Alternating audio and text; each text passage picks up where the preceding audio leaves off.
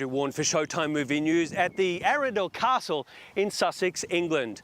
Most fairy tales boast a castle and a princess, and Snow White and the Huntsmen has an especially evil queen in Charlize Theron.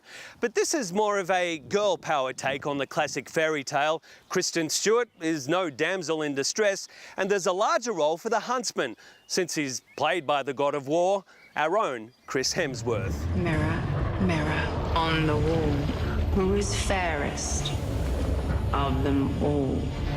You are the fairest, but there is another destined to surpass you. What does she want from me?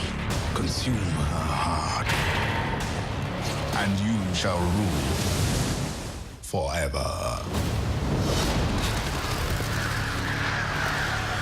How tricky is it to reinvent a classic fairy tale?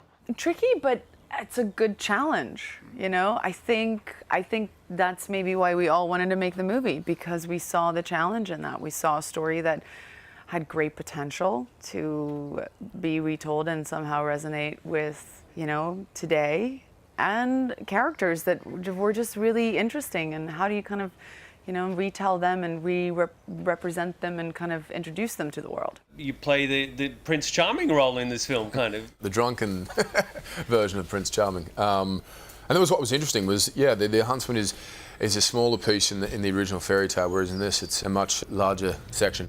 Find her. Bring her to me. No, I've been to that forest. I'm not going back. You will be rewarded handsomely. What good is gold to me if I'm lying dead with the crows picking at my eyes? You will do this for me, Huntsman! Charlize Theron is quite a force of nature, isn't he? Such a presence, especially in this film. Absolutely, yeah. And I know they switched up the schedule for you, and one of your first scenes was actually that confrontation. It was. I'd come in, I'd just finished shooting Avengers, and I started shooting this a week later, so I had no prep time. And they said, don't worry, the schedule's, you know, very light. You come in, you do a couple of little scenes, and it's fine. And the day before we started shooting, they said, we've changed some things, and it's now the big two-hander with you and Charlize. And I thought, geez, I hadn't even met her, I hadn't even looked at the scene, and so that was an intimidating set to walk onto, but look, she's incredible.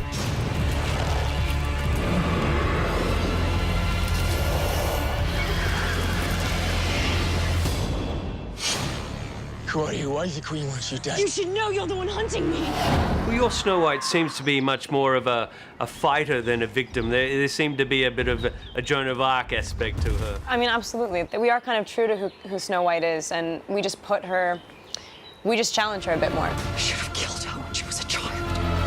I need her heart beating with blood. In a movie that's all about beauty and outward attractiveness, what was it like playing a character that had no vanity? It is an interesting and very rare opportunity to play somebody who has absolutely no awareness of what that is and how it affects people, and if it gets you somewhere. It's, you know, it's a rare opportunity. It's a really awesome example too, and like it's cool to see the contrast between two overtly extreme, polar opposite characters with Charlize. I've seen what she sees. I can kill her. One of the more striking visuals is the milk bath. Was that extraordinary to shoot? I wouldn't say that, no. I might have been a bit of a princess on that day. You should ask Rupert about that. That and the coming out of the oil scene, yeah, that, it was just, the milk was not, they warmed that, they heated that. And it was it's a thickening agent that they use for beauty products and apparently milkshakes. I will never have a fast food milkshake again. And it's incredibly thick, and you need weights to kind of hold your body into it because it's that thick. Yeah. But at least that was warm. The oil was freezing. I think it took me about 20 minutes to just inch into that.